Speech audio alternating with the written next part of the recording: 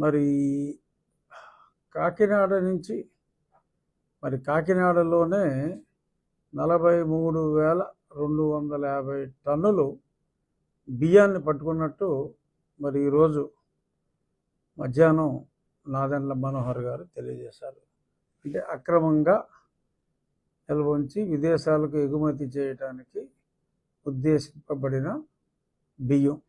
అంటే ఈ షార్ట్ టైంలోనే సుమారు కిలో బియ్యం 50 రూపాయలని మనం అనుకుంటే సుమారు 2,000 కోట్ల రూపాయల బియ్యం ఇప్పుడు ఎగుమతులకి రెడీగా ఉంది అని అంటే గడిచిన ఫస్ట్ 1 year ఐడియాలు రాక కొన్ని పక్కన పెట్టారనుకున్నా గడిచిన 4 సంవత్సరాల్లో ఎంత బియ్యం పీడిఎస్కి ఉద్దేశింపబడిన ఎంత బియ్యం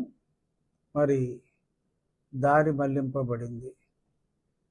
అంటే ఆ లబ్ధిదారులకు ఏ 10వ పరకో ఇచ్చి బహుశా ఈ వ్యాన్లు పెట్టడం ఎన్నోసార్లు గతంలో కూడా రచ్చబండ కార్యక్రమంలో చెప్పాం. ఇదేదో పెద్ద ఫియాస్కోరా బాబు, ఈ వ్యానుల్లో తీసుకెళ్ళి ఇవ్వటం, అక్కడే వాళ్ళకి ఏలుముద్ర వేసుకుని వీళ్ళ బియ్యం బండిలోనే ఉంచుకుని వాళ్ళకి క్యాష్ ఏదో కొంచెం సెటిల్ చేస్తున్నారని కూడా ఎన్నోసార్లు అభియోగాలు ఉన్నాయి.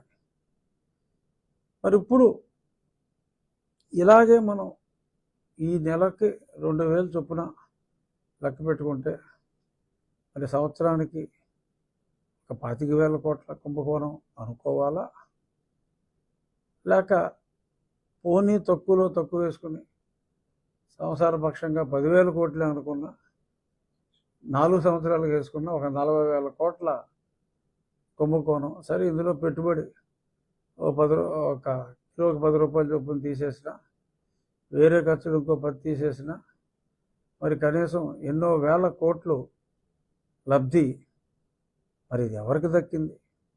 Civil supplies అమాత్యులక?